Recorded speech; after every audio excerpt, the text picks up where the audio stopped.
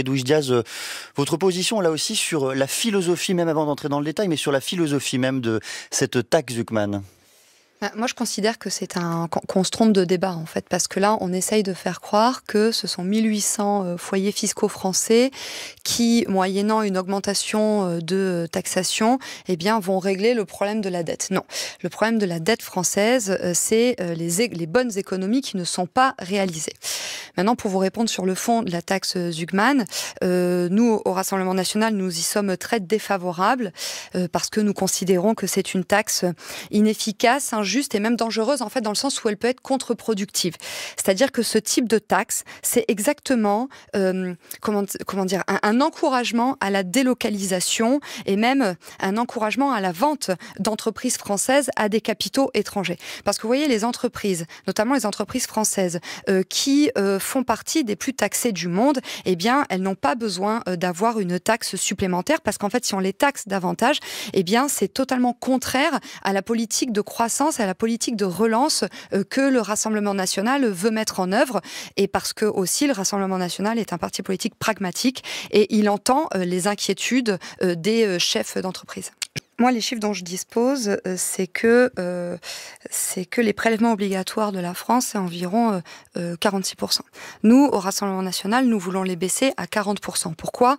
Parce que nous entendons en fait l'inquiétude du monde économique et je crois que c'est 40% des chefs d'entreprise qui disent ne pas avoir confiance en l'économie française.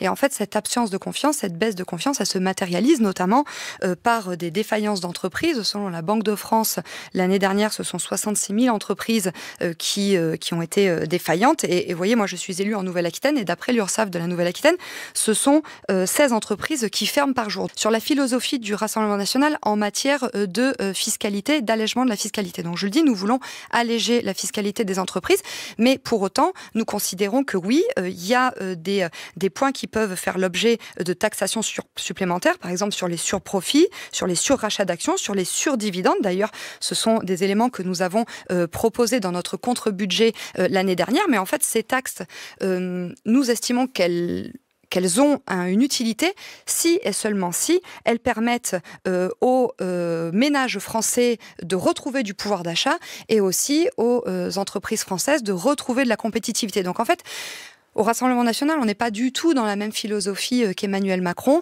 Et je vous le dis, on met au cœur de nos préoccupations la question de la relance économique et de la croissance économique, parce qu'on ne peut pas se satisfaire de l'effondrement économique actuel. Mais Edwige, une fois encore, sur le plan, j'allais dire, philosophique, comment est-ce que vous posez même le diagnostic ? Est-ce que vous reconnaissez déjà que notre système fiscal est régressif concernant les 1800 derniers...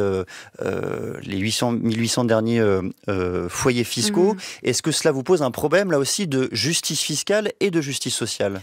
Oui, mais en fait, s'il y a de la spéculation, en fait, nous, au Rassemblement national, nous souhaitons taxer la spéculation. Ça, c'est quelque chose qu'il faut mettre en œuvre et qui n'est malheureusement pas mis en œuvre aujourd'hui. Mais en fait, ce que je vous disais tout à l'heure, c'est que je ne veux pas qu'on se trompe de débat. La situation budgétaire de la France est ce qu'elle est aujourd'hui, notamment parce que les économies ne sont pas réalisées. Tout le monde paye beaucoup trop d'impôts. Je veux dire, tous vos auditeurs pensent qu'ils payent beaucoup trop d'impôts, mais la question que l'on se pose, c'est où part notre argent ? Comment est utilisé cet argent ? Et en fait, j'ai envie de vous dire, il n'y a pas de problème de consentement à l'impôt. Les Français sont d'accord pour payer des impôts, mais je pense qu'il y a un problème de consentement à la dépense. Les gens se disent, je ne souhaite pas que mon argent soit utilisé de telle manière. Et c'est pour cette raison qu'avec Marine Le Pen, nous avons proposé toute une série d'économies. Nous les avons proposées au précédent Premier ministre. Nous le proposerons à Monsieur Lecornu. Ce sont des économies en matière d'immigration, de contribution de la France au budget de l'Union européenne, de subventions aux énergies intermittentes, de lutte contre la fraude qui n'est pas réalisée par exemple. Et en fait, voilà, une fois qu'on aura mis tout ça en œuvre, eh bien, je pense qu'on arrivera à rétablir un équilibre budgétaire, puisque je vous rappelle que l'année dernière, malheureusement, notre pays a fêté son 50e anniversaire de budget en déficit. Et je vais juste vous donner quelques exemples de mesures que nous avons proposées l'année dernière dans notre contre-budget, nous avions proposé d'augmenter la taxe sur les rachats d'actions, d'augmenter la taxe sur les transactions financières. Vous voyez, en fait, des mesures concrètes qui permettent vraiment de taxer la spéculation. Voilà, l'enrichissement indu sur profit, super dividende, sur rachat d'actions. Je pense en fait que c'est là qu'on a des leviers financiers à aller chercher et c'est là en fait qu'on va pouvoir rétablir de la justice fiscale. Nous, évidemment, avec Marine et Jordan, nous incarnons une rupture par rapport à cette philosophie macroniste. Et donc, oui, je le dis, il faut baisser les impôts de production des entreprises, pas pour nous faire plaisir, juste en fait parce que nous considérons que c'est un bon levier pour ramener de la croissance, pour lutter contre le chômage, pour faire en sorte que les gens retrouvent du travail. Et notamment, nous avons un programme très ambitieux sur l'emploi des jeunes, puisque nous souhaitons les inciter à rentrer tôt dans le monde du travail en favorisant en fait une dotation, c'est-à-dire en fait pour tout jeune qui travaille pendant ses études, eh bien nous voulons lui verser un complément de salaire en fait pour rentrer tôt dans le monde du travail, pour qu'il paye des cotisations sociales très tôt. Mais répondez juste sur cet effort massif que représenterait la diminution de la dépense publique que vous mettez, oui, que vous portez. Alors tout à fait. Donc sur la diminution de la dépense publique, je pense que rien n'a été fait jusqu'à aujourd'hui. Je vous ai parlé donc de la question de l'immigration. Oui, nous considérons que les prestations sociales non contributives doivent être réservées aux Français. Par exemple, les allocations familiales. Donc la préférence nationale. Oui, c'est ça, c'est une priorité nationale parce que je considère, vous voyez, les allocations familiales qui sont accordées aux familles étrangères et extra-européennes, c'est-à-dire dont au moins l'un des parents n'est pas français, c'est 10 milliards d'euros. Vous voyez, un élément de récupération d'absence de dépenses, en fait, que nous pourrions rapidement mettre en œuvre. Par exemple, sur la question du RSA aussi, nous considérons que c'est un point qu'il faut réserver aux nationaux. Je vous ai pas parlé, tiens, par exemple, des économies que nous voulons réaliser sur les agences d'État.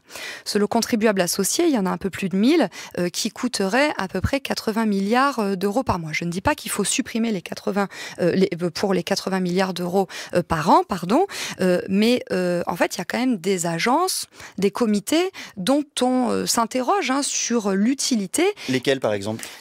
Regardez, par exemple, le Haut Commissariat au Plan. C'est dans cette instance qu'a siégé M. Bayrou avant de devenir Premier ministre. Qui peut nous dire quel rapport d'utilité nationalement reconnu a été rédigé par cette instance? M. Bayrou, pendant des années, a été à la tête du commissariat au plan. Maintenant, c'est un aussi ancien ministre. Vous voyez, M. Clément Beaune, donc un ministre remercié. Vous voyez, je vais vous donner un autre exemple. Moi, je siège en commission des lois à l'Assemblée nationale. Tous les ans, nous recevons en audition la contrôleure générale des lieux de privation de liberté, qui tous les ans vient nous expliquer que les prisons sont saturées. Eh bien, écoutez, moi, quand je lui ai dit qu'on pouvait peut-être commencer par revoir son salaire parce qu'elle touchait 12 000 euros par mois, elle m'a dit non, je gagne que 10 000 euros par mois. Vous voyez, en fait, il y a quand même une certaine déconnexion que les Français ne comprennent pas. Et en l'espèce, son instance coûte 6 millions d'euros à la collectivité. Et en fait, toutes ces agences, on les a étudiées dans le projet de loi de simplification. Avec mon collègue Mathias Renaud, nous avons déposé une centaine d'amendements en fait pour supprimer, fusionner, rationaliser ou réinternaliser ces opérateurs. Eh bien, malheureusement, tous nos amendements ont été rejetés. Donc, vous voyez, je pense, quand je dis que rien n'a été fait pour faire des économies, je pense que je ne suis pas loin de la vérité. Les étrangers, donc je ne vous parle pas des personnes d'origine immigrée, je vous parle donc des étrangers, ceux qui ne sont pas français, eh bien, ils sont bénéficiaires à hauteur de 28% des prestations sociales non contributives, alors qu'ils représentent 12% de la population. Moi, je trouve que c'est un chiffre qui se tient. Je travaille aussi avec une instance qui s'appelle l'Observatoire de l'immigration et de la démographie, et qui précisément en fait nous explique que oui, bien sûr, les étrangers sont surreprésentés dans la distribution d'aides sociales, que ce soit des aides sociales contributives ou non contributives, mais aussi dans par exemple l'attribution des logements sociaux. Et c'est pour ça que oui, nous le disons avec le Rassemblement national, nous souhaitons mettre en œuvre la priorité nationale, notamment dans l'attribution des logements sociaux, parce que oui, tout ceci a un coût. En fait, cette solidarité internationale a un coût, et au regard de la situation de nos finances publiques, eh bien, nous considérons que l'État français ne peut plus assumer cette solidarité internationale. Emmanuel Macron fait tout pour plomber les entreprises, contrairement à ses discours. Ça, je suis d'accord avec vous. Il a dit qu'il allait aider les entreprises. Et c'est d'ailleurs pour ça qu'il y a un certain nombre de chefs d'entreprise qui ont voté pour lui en 2017 et qui se sont fait avoir à nouveau en 2022. Mais la réalité est la suivante. C'est que, vous voyez, je vais vous donner un exemple très précis. Emmanuel Macron, en campagne présidentielle en 2022, dit aux entreprises, je vais vous supprimer la CVAE, la cotisation sur la valeur ajoutée des entreprises. Emmanuel Macron, élu président de la République, il dit, bon, finalement, au lieu de vous exonérer de 4 milliards d'euros, si ma mémoire est bonne, eh bien, je vais vous exonérer de 2 milliards d'euros maintenant et 2 milliards d'euros plus tard. On arrive au moment des discussions budgétaires l'année dernière. Qu'est-ce que nous dit Emmanuel Macron? Eh bien, on va reporter en quelque sorte à la Saint-Glinglin la deuxième partie de l'exonération de cette CVAE. Donc, en fait, c'est ça qui crée une instabilité et une crainte chez les chefs d'entreprise. Et après, vous avez plein de petites taxes en fait qui se rajoutent. C'est que le gouvernement autorise les collectivités territoriales à prélever plus de taxes. Vous voyez, moi, je suis élue au Conseil régional de Nouvelle-Aquitaine. Nous avons la LGV, donc la ligne à grande vitesse qui relie Bordeaux à Paris et qui va peut-être relier Toulouse et le sud de la France direction l'Espagne. Eh bien, on a découvert l'instauration d'une taxe spéciale d'équipement qui est en quelque sorte une taxe LGV qui va fiscaliser les propriétaires et les entreprises. On a un autre exemple et je voulais en parler parce que c'est vraiment un exemple qui inquiète le monde économique, en tout cas dans mon département, la Gironde, c'est la question du versement mobilité régionale rurale. Là, en fait, c'est une taxe que les conseils régionaux vont pouvoir prélever à hauteur de 0,15% sur les entreprises de plus de 11 salariés. Donc, en fait, c'est typiquement ça qui est un frein au recrutement et peut-être même une accélération vers le licenciement. Je ne vais pas répondre sur les accusations d'exclusion et de violence dont serait à l'origine le Rassemblement national parce que vous avez été présenté comme une économiste, mais vous avez oublié de préciser que vous étiez une économiste de gauche et que vous souteniez le programme économique du nouveau Front populaire. Donc je ne vais pas vous répondre sur l'aspect exclusion et violence parce que j'estime que là c'est des éléments de langage politisés. Moi je vais vous répondre sur le fond. Vous avez dit à trois reprises depuis que nous sommes sur le plateau que les entreprises françaises n'étaient pas plus taxées que les autres entreprises de l'Union européenne. Mais écoutez, c'est faux. Moi, je vais vous dire que selon FIPECO, donc c'est un article qui est publié sur BFM TV, la France est le pays d'Europe qui paye le plus d'impôts. Voilà. C'est la conclusion que tire FIPECO, des chiffres publiés par Eurostat pour l'année 2022. Le taux des prélèvements obligatoires en France en 2022, 48% du PIB, était supérieur de 6 points au taux de la moyenne de la zone euro, ce qui fait de la France le pays le plus taxé de l'Union européenne. Donc, je vous dis, moi je pense qu'Emmanuel Macron a totalement raté. Il s'était présenté comme un Mozart de la finance. Finalement, il a plutôt fait effondrer les finances publiques, puisque depuis qu'il est en responsabilité, la dette a augmenté de 1000 milliards d'euros. Il avait promis de réduire le chômage. Moi, ce que je vois, c'est que le chômage ne se réduit pas. Et en tout cas, il y a une vraie précarisation des travailleurs. Vous savez, je vous l'ai dit, moi, je suis élue en Gironde. Non, mais c'est pas vrai, en fait. Ce sont des petits boulots, c'est de la précarité. Et moi, je vois dans mon département de la Gironde, oui, une vraie détresse sociale de la part des travailleurs français qui nous disent qu'ils ne peuvent plus vivre décemment de leur travail.